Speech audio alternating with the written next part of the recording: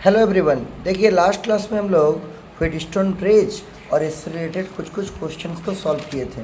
ठीक है, और हमको उम्मीद है आपको समझ में आ गया होगा। आज का जो क्लास है इसमें हम लोग एक नया टॉपिक पढ़ेंगे इसी से रिलेटेड, जिसका नाम है आपका मीटर ब्रिज। तो फ्रेश पेज में हेडिंग लिखिएगा मीटर ब्रिज। मीटर ब्रिज इसी का और एक नाम है slide wire bridge. Slide wire bridge, BRIDGE। इसको स्लाइड वायर ब्रिज क्यों बोलते हैं?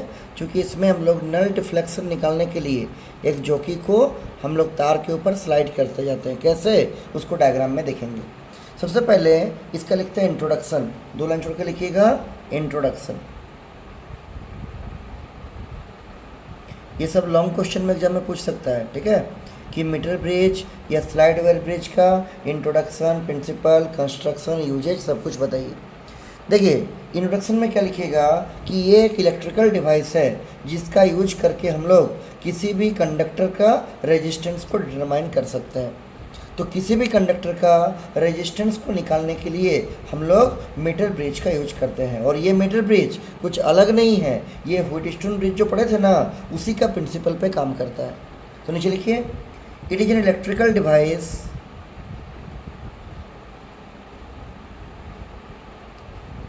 it is an electrical device used to determine the resistance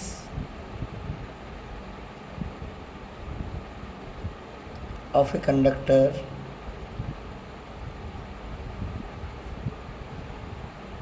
or wire। किसी भी कंडक्टर यानी किसी भी वायर का रेजिस्टेंस को डिटरमाइन करने के लिए, निकालने के लिए हम लोग मीटर ब्रिज का यूज करते हैं। एक लाइन छोड़ के लिखिए प्रिंसिपल। अभी आपको बोले इसका जो प्रिंसिपल है ये किस प्रिंसिपल पे बेस्ड है? व्हीटस्टोन ब्रिज का प्रिंसिपल पे। लिखिएगा it is based on the principle of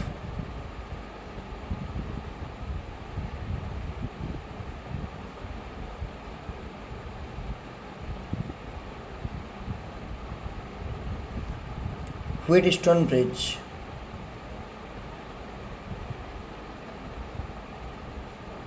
Wheatstone bridge. और आप लोग को पढ़ाए थे हम पहले व्हीटस्टोन ब्रिज में, जब बैलेंस कंडीशन होता है तो P/Q बराबर R/S होता है। लिख दीजिए when it is in balance condition, when it is in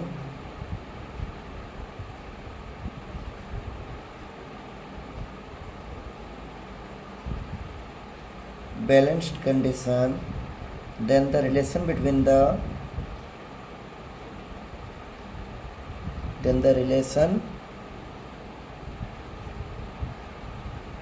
the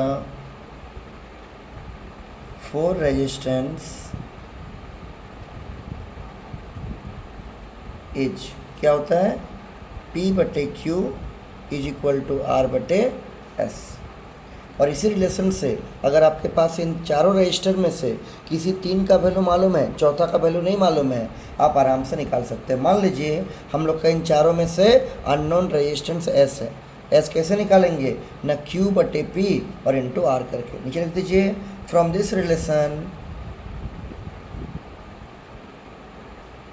this relation we can find the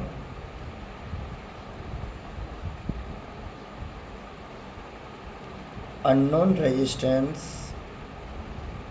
S। कैसे? आपको लास्ट क्लास में समझाए थे कि जो अननोन रेजिस्टेंस होता है उसको निकालने के लिए थोड़ा सिंप्लीफाई करेंगे और निकाल देंगे। देखिए P/Q बराबर R/S, इसको उलट देंगे और फिर S को अलग कर देंगे तो S बराबर क्या आएगा? Q/P into R। लिख दीजिए S बराबर Q/P इंटू R। तो अगर आपको Q मालूम रहेगा, अगर आपको P मालूम रहेगा और अगर आपको R मालूम रहेगा तो आप आराम से ये जो आपका अननोन रेजिस्टेंस S है इसको निकाल सकते हैं। कैसे निकालेंगे इसका हम डायग्राम बना के आपको समझाते हैं। ये लिखिए construction.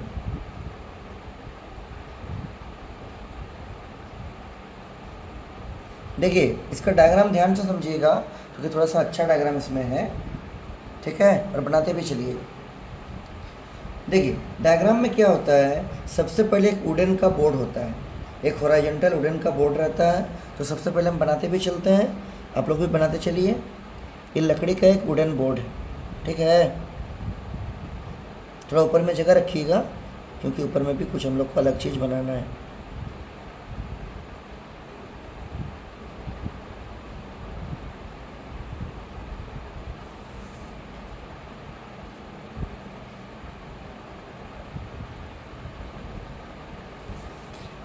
This is A wooden board.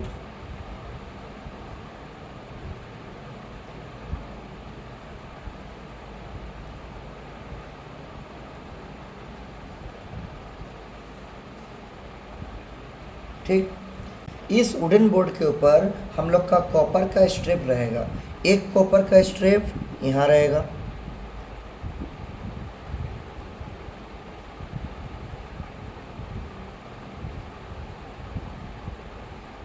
ऐसे।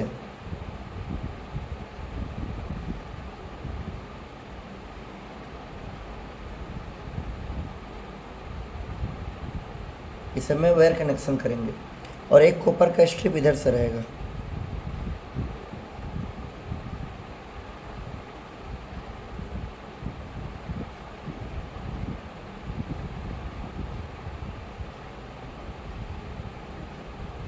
कॉपर का स्ट्रिप है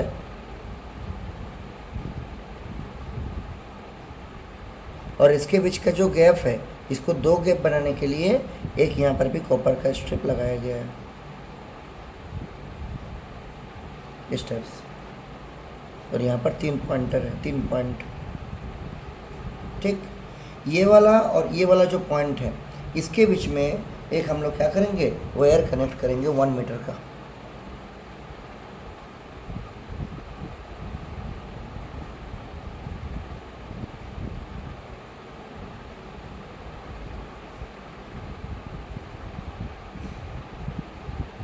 this is a wire of length 1 metre.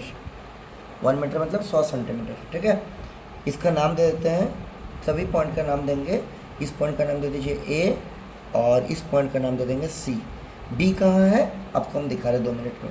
अच्छा, इस वायर का लंबाई को नापने के लिए एक तो यहाँ पर 1 मीटर का स्केल भी दिया हुआ है, तो एक तो 1 मीटर का स्केल भी बना दीजिए साथ में।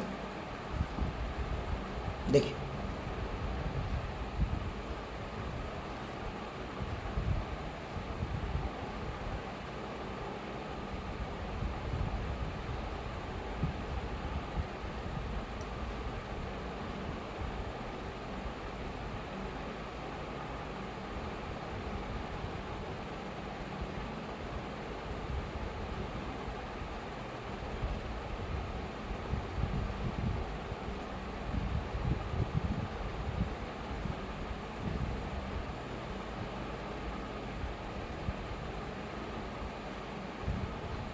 ये 1 मीटर का स्केल बना रहे हैं, ठीक है, ताकि हम लोग इस वायर का लंबाई को जब ज़रूरत पड़ेगा नाप सकते हैं।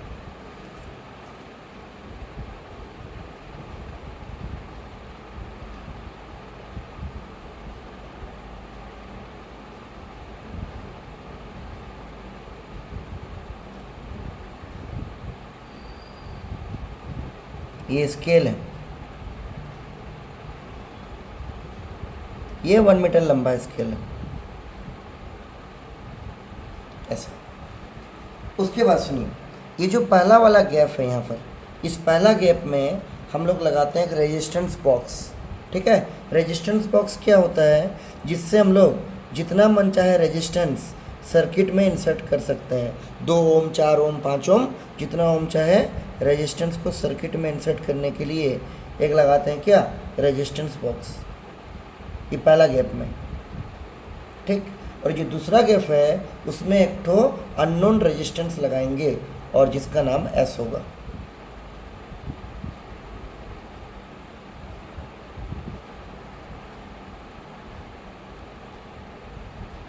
ये अननोन रेजिस्टेंस एस, इसी एस का वैल्यू को निकालना है।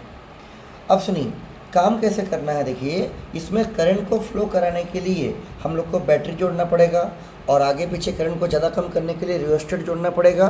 तो हम लोग क्या करते हैं, यहाँ से एक तार को निकालते हैं ऐसे करके, यहाँ से एक तार को निकालते हैं ऐसा करके इस टाइप से, और इसको आगे बैटरी से कनेक्ट करते हैं,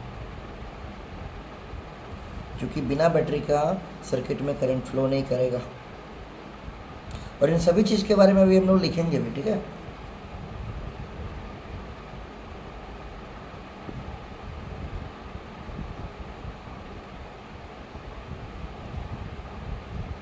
और इसको यहाँ पर रियोस्टेट लगा देते हैं। रियोस्टेट का काम क्या है, रियोस्टेट का मतलब है वेरिएबल रेजिस्टेंस, जो कि सर्किट का रेजिस्टेंस को बढ़ा घटा सकता है और करस्पॉन्डिंगली करंट भी आपका चेंज करेगा। और तो स्विच लगा देंगे यहाँ पर की इस टाइप से,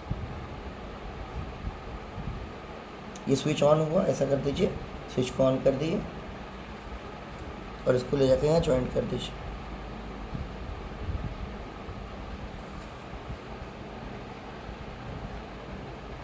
इससे क्या होगा, इसमें आपका आराम से करंट फ्लो करेगा। ये पूरा लेंथ इसका कितना है 1 मीटर, मतलब 100 सेंटीमीटर। अब देखिए यहाँ पर एक पॉइंट देते हैं बीच में, ये वाला जो पॉइंट है इसका नाम देते हैं डी, ठीक है। और यहाँ से हम लोग क्या करेंगे, एक गैल्वेनोमीटर को लगाएंगे। किसको लगाएंगे, गैल्वेनोमीटर को। ये मान लीजिए आपका गैल्वेनोमीटर है, दिस इज कैपिटल जी, और यहाँ से इस तार को जोड़ देंगे। गैल्वेनोमीटर का जो सेकंड किनारा है उसको हम लोग यहाँ पर लाके इस वायर में एक जगह यहाँ टच करते हुए जाएंगे और उस जगह पर जाके रोक देंगे जहाँ पर गैल्वेनोमीटर का जो डिफ्लेक्शन आएगा उसके निडल का वो 0 आएगा, मतलब वो नल पॉइंट होगा हम लोग का। ये जो डी वाला पॉइंट है वहाँ से गैल्वेनोमीटर लगाया हुआ है और गैल्वेनोमीटर का जो सेकंड किनारा है उसको एक जॉकी में ले जाएंगे और जॉकी को इस ए से लेके सी का जो वायर है ना गिवन लेंथ का, इस वायर में यहाँ वहाँ टच कराते हुए जाएंगे लगातार, इस किनारे से लेके उस किनारे, और वहाँ पर जाके रोक देंगे जहाँ पर गैल्वेनोमीटर का डिफ्लेक्शन बिल्कुल क्या होगा 0 होगा, वही हम लोग का नल पॉइंट होगा। तो इसको दिखाते हैं हम तार से। तो ऐसा करके ये गैल्वेनोमीटर से तार निकल के मान लेते हैं ये वाला एक तो पॉइंट हम लोग को मिला, जिस पॉइंट पे इसका डिफ्लेक्शन कितना आ गया 0 आ गया, और ये जॉकी है और इस पॉइंट का नाम दे देंगे बी पॉइंट, ठीक। बी वो पॉइंट है जहाँ पर गैल्वेनोमीटर का डिफ्लेक्शन कितना आएगा 0 आएगा। और इसका जो लंबाई होगा, इस बी पॉइंट का जो लंबाई होगा इस ए पॉइंट से उसके स्केल से नाप लेंगे और उसका जो लंबाई होगा उसको एल नाम देंगे। क्या नाम देंगे, एल। इसका जो लंबाई होगा यहाँ से नाप लेंगे और इस लेंथ को हम लोग एल बोल देंगे। क्या बोल देंगे इसको, this is your L. L यहाँ से स्केल से नाप लेंगे और पूरा आपका 100 सेंटीमीटर का था, तो अगर ये L हो जाएगा तो बाकी जो बच गया B से लेके C, इसका लेंथ कितना होगा 100 minus L, this is 100 minus L हो जाएगा। समझ में आ रहा है, 100 माइनस क्या L, क्लियर है। और ये आपका रियोस्टेट है, इसका भी नाम लिख दीजिए RH। RH मतलब क्या, रियोस्टेट। अब देखिए ये जो AB लंबाई का मिला आपको लेंथ और ये जो BC मिला, ठीक, इस AB में जो रेजिस्टेंस है इसका नाम दे दे रहे P, और इस BC में जो रेजिस्टेंस है इसका नाम दे दे रहे हम लोग Q। P और Q क्या है, P जो है वो AB वाला पार्ट का रेजिस्टेंस है और BC क्या है, BC में जो रेजिस्टेंस है BC वाला पार्ट का उसका नाम हम लोग क्या दिए हैं, Q आपका दिए हैं, याद रहेगा। तो ये A हो गया और ये B वाला पॉइंट कौन सा है, B वाला वो पॉइंट है जहाँ पर गैल्वेनोमीटर का डिफ्लेक्शन कितना आएगा 0 आएगा, मतलब जब गैल्वेनोमीटर में बिल्कुल करंट नहीं पास करेगा, इसका सुई में जब बिल्कुल आपका डिफ्लेक्शन नहीं होगा तो वो जहाँ पर पॉइंट मिलेगा वो वाला पॉइंट का नाम दिए क्या B, और उसका लंबाई A से लिए हैं L और उसका लंबाई C से लिए हैं, C से होगा कितना 100 माइनस L, चूँकि पूरा लेंथ कितना है, पूरा लेंथ आपका 100 है। अब इन सभी चीज़ों को हम लोग नीचे लिखेंगे, ठीक है, और फिर इसका वर्किंग भी लिखेंगे। अभी जो आपका वर्किंग बताए उसी को फिर लिखेंगे। तो डायग्राम बन गया होगा ठीक से, धीरे धीरे समझाए हैं ताकि समझने में कोई दिक्कत नहीं हो, ठीक है। और लास्ट में से एस को हम लोग निकाल लेंगे। और ये जो हम लोग का तार है ना ए से लेके सी तक, इसका पर यूनिट लेंथ पे जो रेजिस्टेंस होगा वो हम लोग को मालूम रहेगा, वो मान लीजिए स्मॉल आर रहेगा। स्मॉल आर क्या है, इस ए से लेके सी वाला जो तार है जिसको हम रेड कलर से दिखाए हैं, इसका यूनिट लेंथ पे जो रेजिस्टेंस होगा उसको स्मॉल आर माने, ठीक है। तो उसको नीचे लिखेंगे हम लोग, लिखिए पहले लिखिएगा मीटर ब्रिज के बारे में, डायग्राम बन गया होगा, नीचे लिखिए। It consist of a resistance where it consists of a resistance wire, जिसका नाम हम लोग AC दिए हैं, डायग्राम में देखते चलिए, AC ऑफ लेंथ 1 मीटर, इसका लंबाई कितना है 1 मीटर, स्ट्रेस्ड मतलब खींचा गया है on the copper strips, stressed on the copper strips on a horizontal wooden board, on a horizontal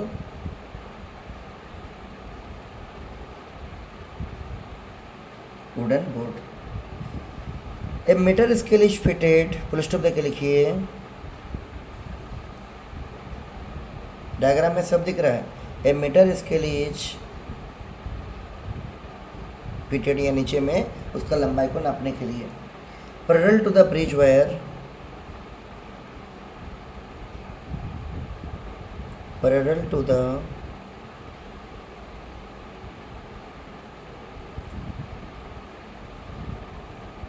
bridge wire on the wooden board,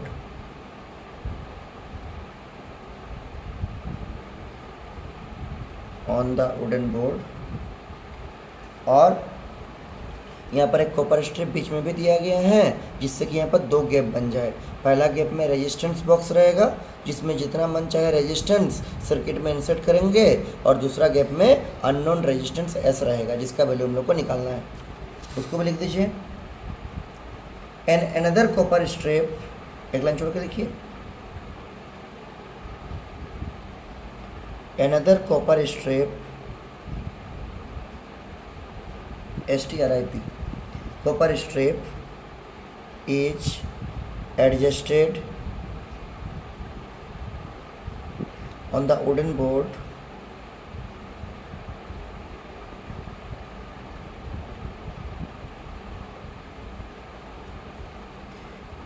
in order to provide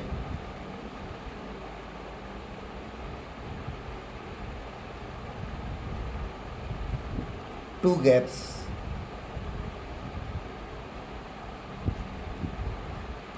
across one gap, full stop देके लिखिए, across one gap a resistance box, bracket में कर दीजिए R box is connected, diagram में दिख रहा है, and in the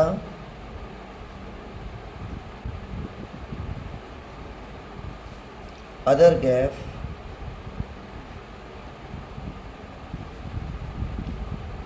the unknown resistance, जिसका नाम दिया है S, is connected,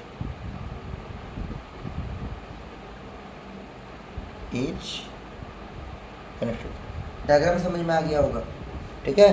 पहला गैप में यहाँ पर हम लोग रेजिस्टेंस बॉक्स को लगाए हैं, जिसमें जितना मन चाहे रेजिस्टेंस सर्किट में इंसर्ट कर सकते हैं, और दूसरा गैप में क्या लगाए हैं, अननोन रेजिस्टेंस एस को लगाए हैं, और सर्किट में करंट को पास करने के लिए ए और सी पॉइंट के बीच में हम लोग बैटरी दिए हैं, रियोस्टेट दिए हैं और की दिए हैं। उसको भी नीचे लिख दीजिए, यहाँ तक हो गया ना, एक लाइन छोड़ के नीचे लिखिएगा,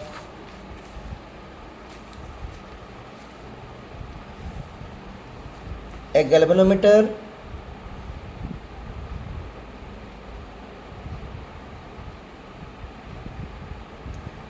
whose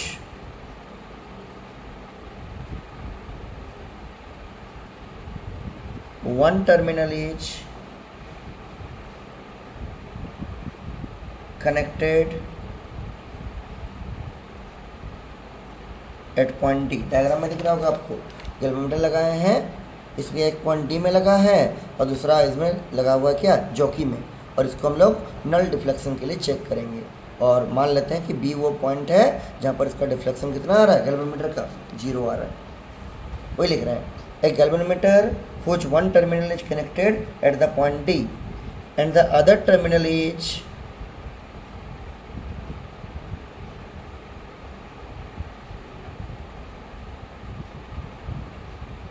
connected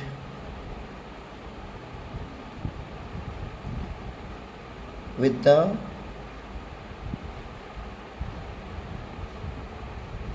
jockey J which is, और इसको हम लोग वायर के ऊपर स्लाइड करते हुए ले जाएंगे जॉकी को इस टाइप से। ये मान लीजिए जॉकी है पेन, ऐसे करके स्लाइड करते हुए ले जाएंगे, उस जगह पर जाकर रुकेंगे जहाँ पर डिफ्लेक्शन जीरो होगा, इसीलिए इसका और एक नाम स्लाइड वायर ब्रिज है, क्योंकि स्लाइड करके इसको ले जाते हैं। Which is slided on the wire,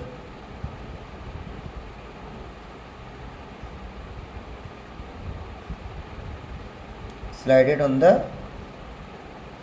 wire. फिर एक लाइन छोड़ के लिखिए, to flow the current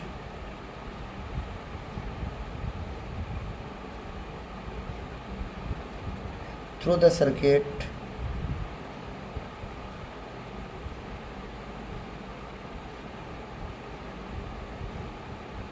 to flow the current through the circuit, a battery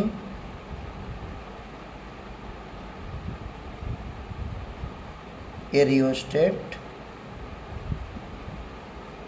जिसका सिंबल RH होता है and a key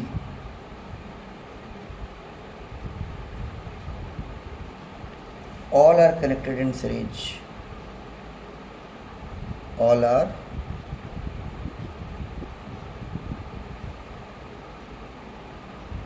connected in series, in between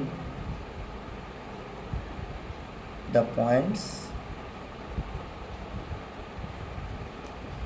A and C।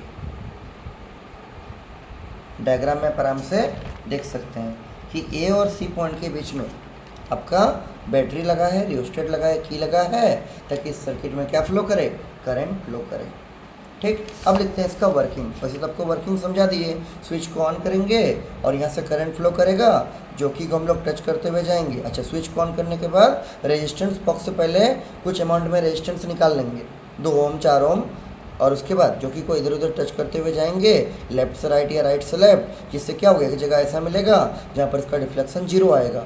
जहाँ deflection zero आएगा उसका लेंथ को नाप लेंगे, उसको 100 से माइनस कर देंगे तो इसका लेंथ मिल जाएगा क्यू वाला पार्ट का, और फिर उसका क्या कर देंगे, हम लोग रेजिस्टेंस को निकाल के एस का वैल्यू को निकाल देंगे। ठीक, तो नीचे लिखिए इसको वर्किंग में।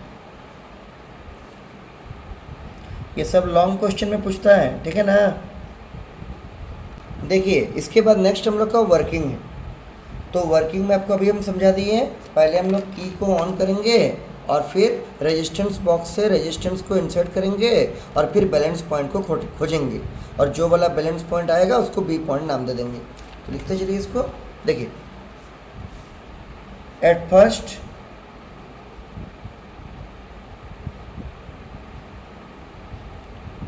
द की के is closed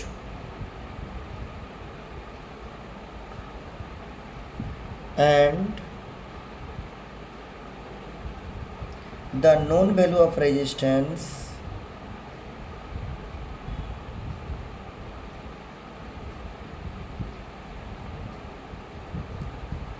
is adjusted on the resistance box। Resistance box से कुछ नॉन वैल्यू ऑफ रेजिस्टेंस 2 ओम 4 ओम 5 ओम हम लोग निकालेंगे। After that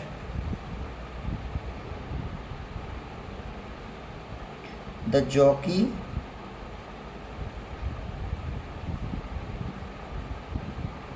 is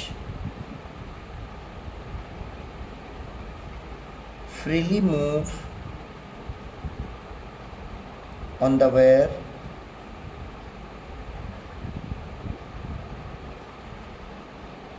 to find the null deflection। null deflection का मतलब क्या, कि जिस पॉइंट पे गैल्वेनोमीटर का डिफ्लेक्शन कुछ नहीं रहेगा, जीरो रहेगा। null deflection of the galvanometer।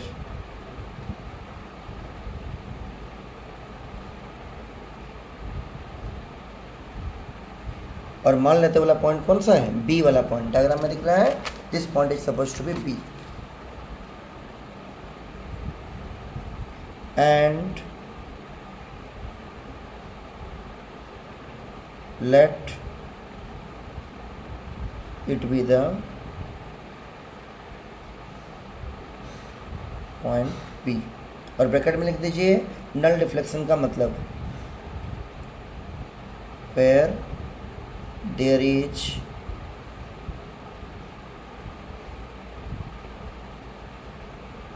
no current in the galvanometer।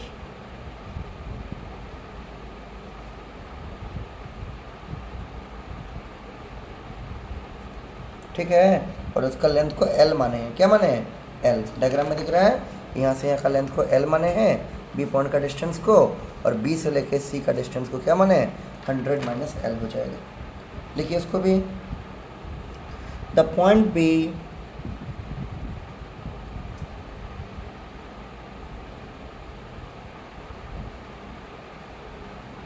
Is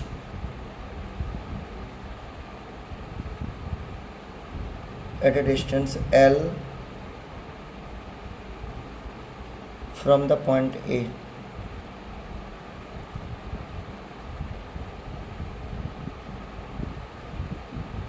and the distance of the point C is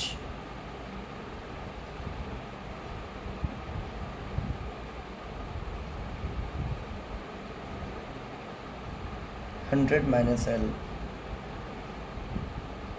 और इससे आपको दो रेजिस्टेंस मिलता है P और Q। इसका नाम दिए हैं P और ये वाला पार्ट का रेजिस्टेंस का नाम दिए हैं क्या, Q। लिखिए, which give the value of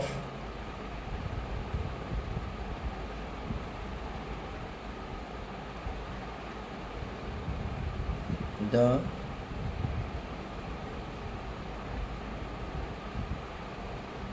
value of resistance P and Q। मतलब ये A से B तक का पार्ट का रेजिस्टेंस को P नाम दिए हैं और B से C तक के पार्ट का रेजिस्टेंस का नाम क्या दिए हैं, Q। ये जो वायर है आपको शुरुआत में ही बोले थे A से लेके C तक का, इस वायर का पर यूनिट लेंथ में मतलब वन लेंथ पे या यूनिट लेंथ पे जो रेजिस्टेंस है वो आपको मालूम है, और वो मान लीजिए स्मॉल r है। ठीक, तो नीचे लिखेंगे late small r be the resistance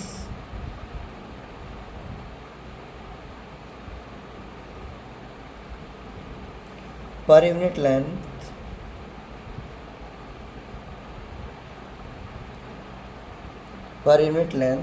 of the wire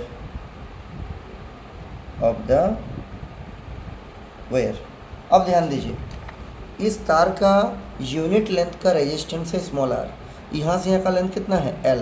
तो जब यूनिट लेंथ में रेजिस्टेंस स्मॉल r है तो L लेंथ पे क्या होगा, L इंटू आर। वैसे ही इस पार्ट का भी पूरा वायर का ही जो रेजिस्टेंस है यूनिट लेंथ पे वो स्मॉल r है, तो इस पार्ट का लेंथ कितना है 100 माइनस L, तो इस पार्ट का रेजिस्टेंस कितना होगा 100 minus L into small r। समझ में आया, यूनिट लेंथ को इसका लेंथ से मल्टीप्लाई कर देंगे L से, तो इस पार्ट का रेजिस्टेंस आ जाएगा L इंटू स्मॉल r। वैसे ही इस तार का यूनिट लेंथ का रेजिस्टेंस है स्मॉल r, तो इसका लंबाई है 100 माइनस L, तो इस पार्ट का रेजिस्टेंस कितना हो जाएगा 100 minus L into small r। ये रहेगा, उसको नीचे लिख लीजिए, यूनिट लेंथ को लेंथ ऑफ द वायर से मल्टीप्लाई करने से रेजिस्टेंस निकलता है। लिखिएगा then the resistance of the wire from A and B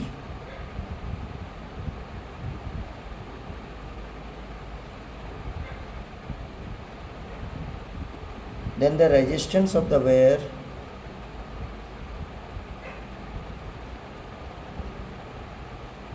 from A to B, पहले A to B लिखते हैं, that is ये A है और ये B है, इसका रेजिस्टेंस को P नाम दिए हैं, और कितना रेजिस्टेंस होगा, यूनिट लेंथ का रेजिस्टेंस है स्मॉल r और लेंथ ऑफ द वायर है स्मॉल l, तो L इंटू आर हो जाएगा। लिख देंगे उसी को, दैट इज P बराबर एल इंटू आर। वैसे ही इसका रेजिस्टेंस देखिए क्यू बराबर क्या होगा 100 minus L into small r. मैं तो हो गया। नीचे लिखिएगा also the resistance of the wire, the resistance of the wire from B to C, that is B से C का रेजिस्टेंस को क्या नाम दिए हैं Q। कितना हो जाएगा 100 माइनस L, ये लेंथ है, और यूनिट लेंथ का रेजिस्टेंस कितना है स्मॉल r। अब हम लोग मीटर ब्रिज का बैलेंस कंडीशन को यूज करते हैं। नीचे लिखिएगा since the meter bridge is in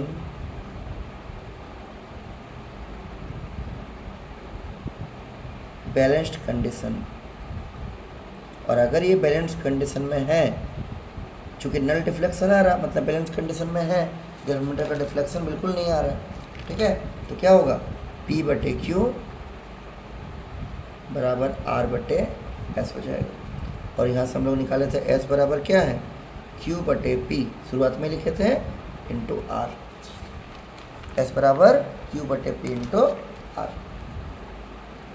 अब देखिए Q की जगह कितना है रख दीजिए 100 माइनस L और into small r divide by P की जगह कितना है या देखिए L इंटू R,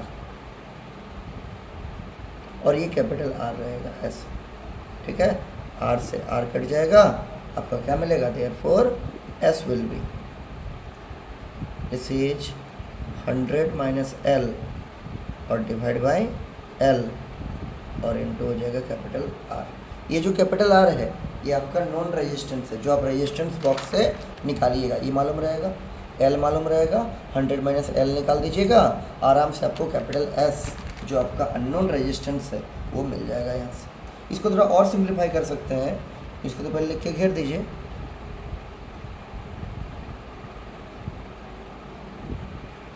नीचे लिखिएगा और, ऊपर में माइनस है, इसको दो पार्ट में स्प्लिट कर दीजिए। एक बार होगा 100 बटे L, एक बार होगा L बटे L। S बराबर 100 बटे L माइनस L बटे L और पूरा से मल्टीप्लाई रहेगा कैपिटल R। L से L कट जाएगा, 1 बचेगा। इसका और एक फॉर्मूला आ जाएगा S बराबर 100 बाई L माइनस 1। L से L कट के 1 आ गया और मल्टीप्लाइड विथ क्या हो जाएगा कैपिटल R हो जाएगा,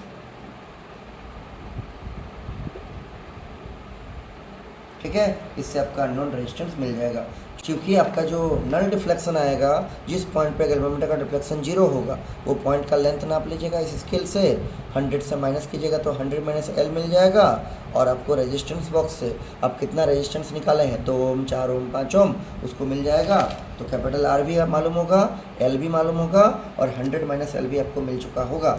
यहाँ से अगर कीजिएगा तो आपको आराम से कैपिटल S मिल जाएगा, अननोन रेजिस्टेंस मिल जाएगा। नीचे लिखिए फ्रॉम दिस इक्वेशन, यहीं तक एग्जाम में करना है, अगर पूछेगा ना मीटर ब्रिज के बारे में यहीं तक करके छोड़ना है। लिखिए from this equation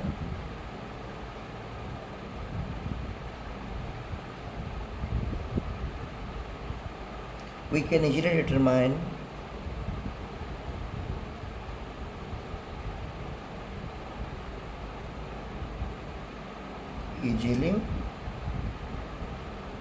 determine the value of unknown resistance S if the value of L and R are known। ये कैपिटल R आपका नॉन रेजिस्टेंस है, जो रेजिस्टेंस बॉक्स से निकालिएगा, और स्मॉल l क्या है उसका लेंथ है। अगर L और R आपको मालूम रहेगा तो आप आराम से इसको निकाल सकते हैं अननोन रेजिस्टेंस को। देख लीजिए इतना आपको लिखना पड़ेगा अगर ये क्वेश्चन आपको 5 मार्क्स में लॉन्ग क्वेश्चन में पूछता है, ठीक है। यहाँ से करते हुए, यहाँ से ये करते हुए पूरा यहाँ तक करके छोड़ना है। इसको थोड़ा शॉर्ट में कर सकते हैं, बना के लिख सकते हैं, लेकिन ये वाला पार्ट को पूरा करके दिखा दीजिएगा। हमको उम्मीद है आपको पूरा समझ में आ गया होगा। ठीक है, अब देखते हैं इसके ऊपर कुछ कुछ इंपॉर्टेंट पॉइंट्स और फिर देखेंगे इसका लिमिटेशन, तभी टॉपिक पूरा कंप्लीट हो जाएगा। ये जो इंपॉर्टेंट पॉइंट्स हम लिखाएंगे ये आपको एमसीक्यू सब में पूछता है। तो नीचे लिखिए 2 लाइन छोड़ के इसी टॉपिक का कुछ कुछ इंपॉर्टेंट पॉइंट्स है, 3 ठो है एक्चुअली, लिखिएगा इंपॉर्टेंट पॉइंट्स।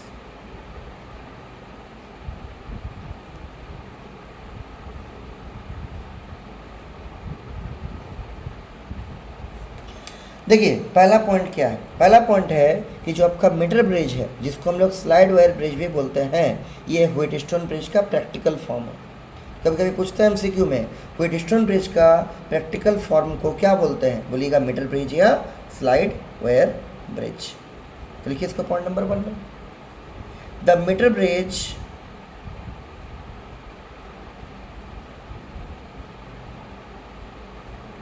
और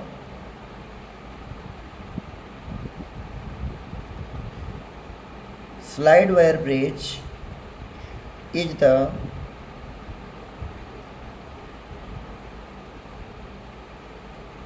practical form of Wheatstone bridge. Practical form को अंडरलाइन कर दीजिए, ये व्हीटस्टोन ब्रिज का प्रैक्टिकल फॉर्म है। पॉइंट नंबर 2, पॉइंट नंबर 2 में क्या है कि आपका नल डिफ्लेक्शन जो है वो मिडिल में कब आएगा, जब चारों ही आर्म का रेजिस्टेंस लगभग बराबर रहेगा। लिखिए the metre bridge is most sensitive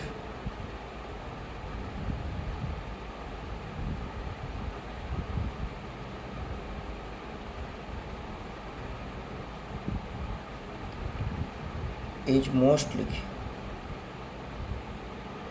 most sensitive when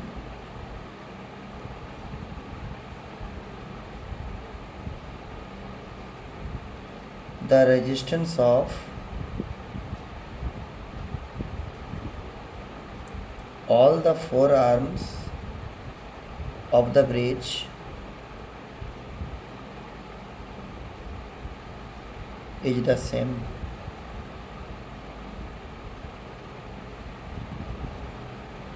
That is, the null point is obtained,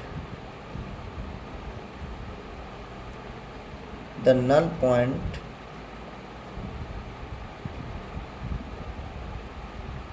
is obtained at the middle of the bridge। जब नल पॉइंट हम लोग का बीच में मिलेगा, मतलब जब चारों ही आर्म का रेजिस्टेंस बराबर रहेगा, तब हम लोग इसको ज़्यादा क्या बोलेंगे, सेंसिटिव बोलेंगे मीटर ब्रिज को। कभी कभी पूछता है मीटर ब्रिज को ज़्यादा सेंसिटिव कब बोलेंगे, जब चारों ही आर्म का रेजिस्टेंस बराबर रहेगा और नल पॉइंट कहाँ रहेगा, मिडिल में आपका रहेगा, उस तार का, उस वायर का। नंबर 3 लिखिए टू लास्ट पॉइंट, बहुत इंपॉर्टेंट पॉइंट है। कई बार पूछता है एग्जाम में कि अगर हम लोग इस बैटरी का और इस गैल्वेनोमीटर का पोजीशन को इंटरचेंज कर देंगे तो क्या नल पॉइंट पे फ़र्क पड़ेगा? आंसर है बिल्कुल नहीं पड़ेगा, ये बिल्कुल घूम फिर के वही बन जाएगा। अगर आप यहाँ पर गैल्वेनोमीटर को हटा के लगा दीजिएगा इस बैटरी को, और यहाँ पर इस बैटरी को हटा के लगा दीजिएगा गैल्वेनोमीटर को, मतलब बैटरी और गैल्वेनोमीटर का पोजीशन को इंटरचेंज करने से आपका बैलेंस पॉइंट के ऊपर कोई फ़र्क नहीं पड़ेगा। बैलेंस पॉइंट जैसा था वैसा ही रहेगा, चूँकि सर्किट घूम फिर के वही बन जाएगा वापस। लिख दीजिए the balance position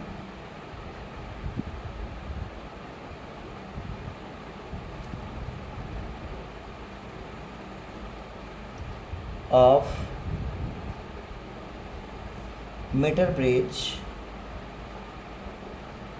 is not affected on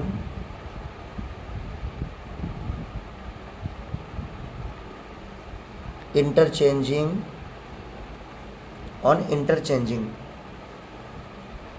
the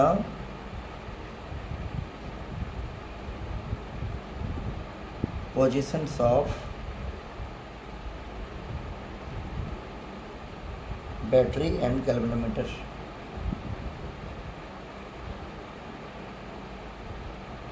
मतलब अगर आप बैटरी को गैल्वेनोमीटर का जगह पर या गैल्वेनोमीटर को बैटरी का जगह पर अगर लगा दीजिएगा तो आपका बैलेंस पॉइंट जो आया रहेगा क्या वो चेंज हो जाएगा? आंसर है बिल्कुल नहीं होगा। ठीक है, बैटरी और गैल्वेनोमीटर को आपस में इंटरचेंज करने से बैलेंस पॉइंट पे कोई फ़र्क नहीं पड़ता है। ये आपका 3 इंपॉर्टेंट पॉइंट है। अगला क्लास लिख के रखिए, कभी कभी पूछ देता है आपको टेल क्वेश्चन के रूप में लिमिटेशन पूछ देगा कि इसका लिमिटेशन क्या है। इससे हम लोग बहुत हाई रेजिस्टेंस या बहुत लो रेजिस्टेंस को नहीं निकाल सकते हैं। ठीक है, एक मॉडरेट रेजिस्टेंस इससे निकलता है, बहुत हाई वैल्यू को भी नहीं निकाल पाएंगे और जिसका रेजिस्टेंस बहुत कम रहेगा उसको भी हम लोग मीटर ब्रिज से नहीं निकाल पाएंगे। लिख दीजिए इसको नीचे, लिमिटेशन मतलब कमी।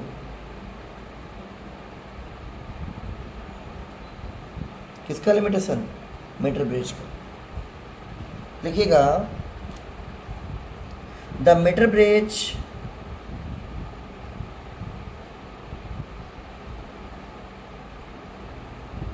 cannot be used to measure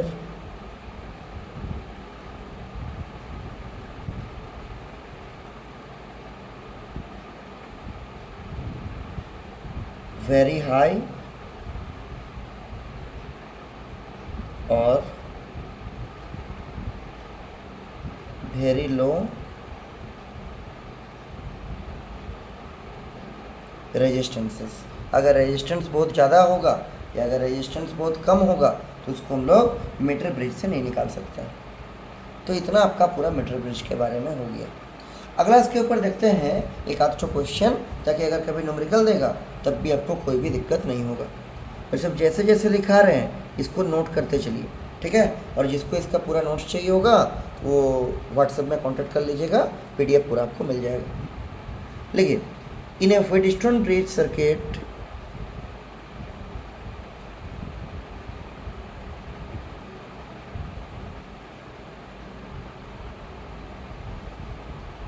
in a Wheatstone bridge circuit P बराबर दिया है आपको 5 ओम, Q बराबर दिया है आपको 6 ओम, R बराबर आपको दिया है 10 ओम एंड S बराबर आपको दिया है 5 ओम। फाइंड, क्वेश्चन को लिख लीजिए फिर हम समझा दे रहे हैं। Find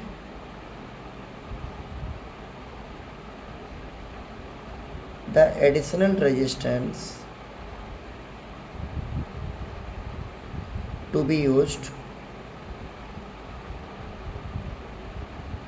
in series with S so that the bridge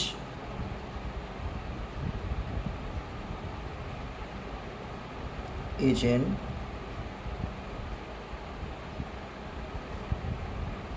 balanced condition. देखिए क्वेश्चन क्या बोल रहा है, व्हीटस्टोन ब्रिज का है। व्हीटस्टोन ब्रिज आप लोगों को पहले पढ़ाए थे हम, ये देखिए यही है आपका व्हीटस्टोन ब्रिज, ये वाला। ठीक है, इसमें 4 आर्म में 4 रेजिस्टेंस रहेगा और बीच में एक तो क्या रहेगा, गैल्वेनोमीटर रहेगा। तो P का, Q का, R का और S का रेजिस्टेंस सबको दिया हुआ है। अच्छा क्या बोल रहा है क्वेश्चन में, सबका वैल्यू दिया हुआ है। Find the additional resistance to be used in series with S। ये जो S है इसके साथ सीरीज में और एक रेजिस्टेंस कितना लगाइएगा जिससे कि ये ब्रिज आपका क्या रहेगा, बैलेंस रहेगा।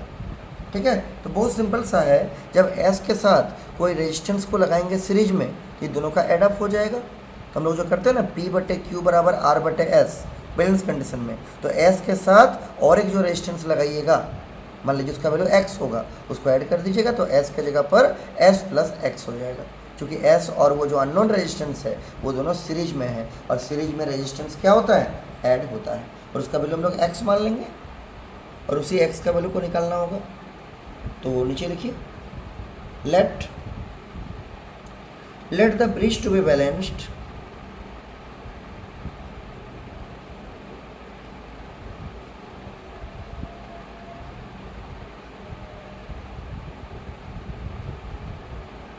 when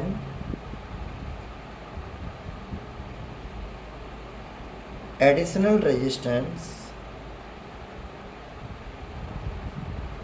X is put in series